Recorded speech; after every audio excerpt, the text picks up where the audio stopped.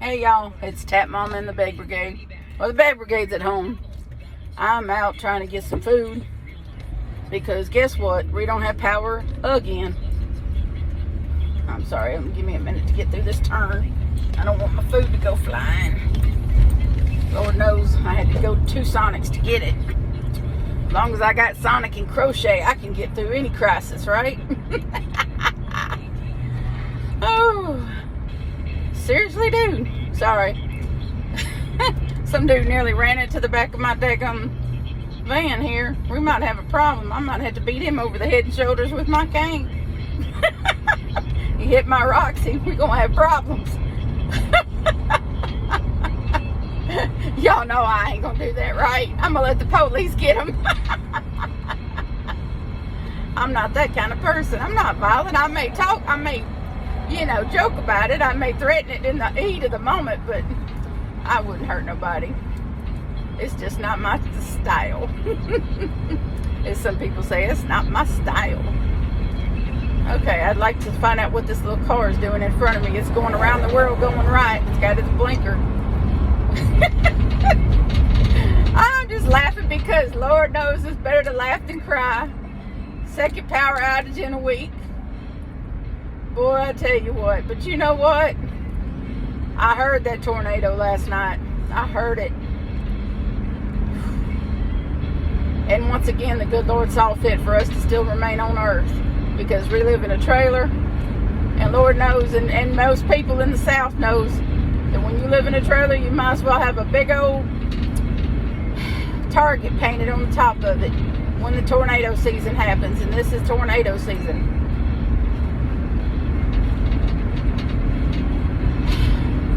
And I was scared last night.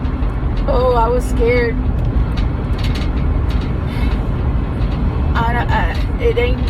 I don't normally get too scared. I have a lot of faith in God that if it's my turn, it's my turn, If my number's up, it's just up. But when you hear that wind coming and it's rocking your home,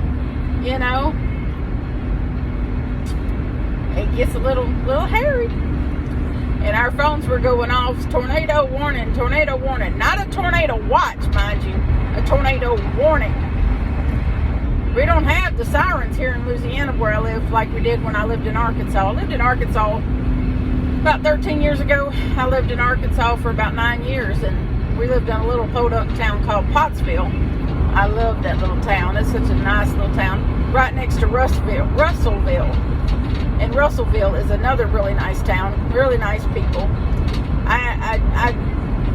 I won't say that I didn't enjoy my time there. I only moved back down here for a job and some friends that I loved.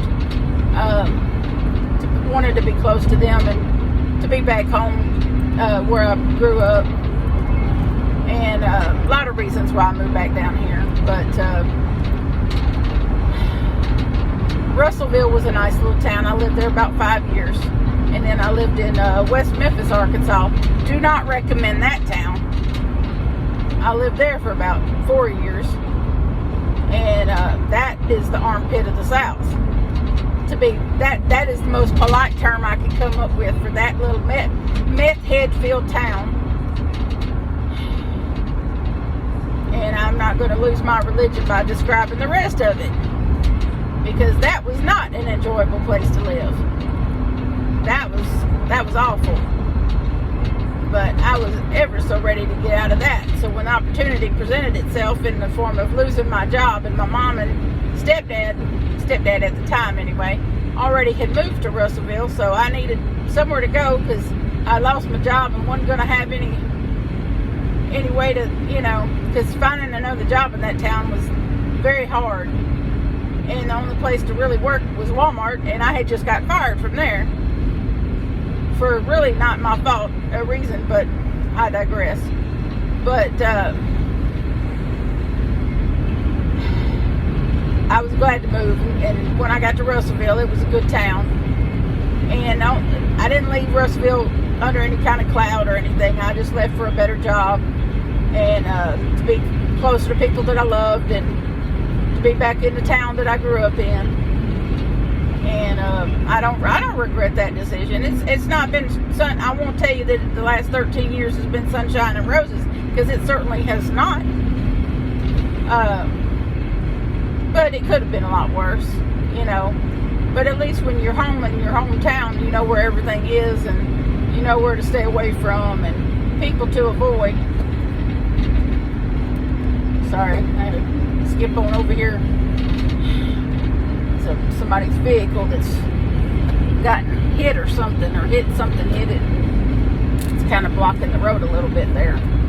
But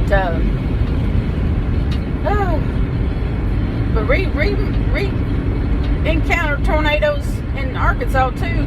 I lost a perfectly good 1984 Ford Crown Victoria to a cottonwood tree due to straight line winds, aka a tornado, in the early 2000s. I hadn't had that. I don't even think I'd had that car not even a month, maybe 2 months. And there come tree landed right in the middle of it, smushed it. I was heartbroken. I was just devastated. So last night, the only thing I could think of was Roxy. I was like, Lord, please don't take my van. I just got her. Don't take my van. Oh, please. Oh. First I was like, don't take us. And then I was like, don't take my van. I love that van. Don't take it. But luckily, we don't have any trees directly around our trailer. So no trees. You know, ever since I lost that car to a tree, I do not park my vehicles near trees. I refuse to park my vehicles near trees. It teaches you a lesson when you lose a car to a tree. It really does. You do not park your car under trees, because something can come and just and that's it. It's a wrap. But yeah, I'm laughing instead of crying, because I don't know when the power will be back on. But I guess I'm just glad that it's not the summer, and that the temperatures aren't in the 90s and triple digits here, because it does get that hot here in the summer.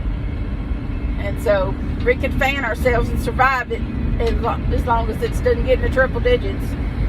But hopefully they'll get the power back on soon, because we're not even the hardest hit out here. We don't have power. I didn't see any power lines down when I took Will to get his car. I took Will to get his car finally. And that's how I ended up, decided I'll go get us something to eat too.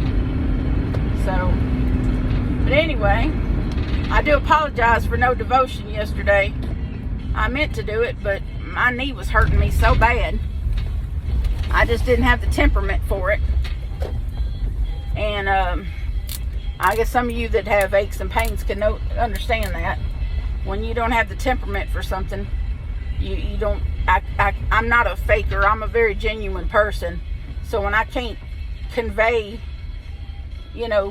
Christian love and support and a devotional type way, then I don't want to fake it. I'm not going to fake it. I'm not a fake it kind of person. So needless to say, that's why you didn't get one yesterday. And I haven't done one today because there's no power in the house and there's no lights. I may have to come back out here to the van and do one if I feel up to it after I eat. I just have to wait and see how I feel after I eat. But I'm here at the house. Roll these windows back up. But I didn't want to leave y'all without a video with an explanation of what's going on. But what's going on is no power again, and there's not even an estimated time of restoral. Usually SWEPCO, who's our power company, is pretty good about giving us a estimated time of restoral, when they're going to have it back on, but they just to be determined. And I know when we were going the back roads to go to his friend's house to pick up his car, there were trees down all over the place. And there's obvious damage, and according to the news articles and stuff that I read, there's some pretty significant damage in South Bossier. So, which is not that far from where we are. It's still in our same parish. But, needless to say, I don't know how long we're going to be without power. My mom probably has power in downtown Shreveport, so worst case scenario, I'll gather my things, and she's got internet at her house, and I can go get a shower and everything at her place if we need to. Because we have water here, but there's not enough light to get a shower. I couldn't see what I'm doing. There's not enough sunlight to see what I'm doing. I have balance issues, so I worry about falling. Anyway, the kids are coming out of the house wondering what I'm doing still in the van. But I love y'all. God bless you, and I'll see y'all on the next video and let y'all know what's going on soon.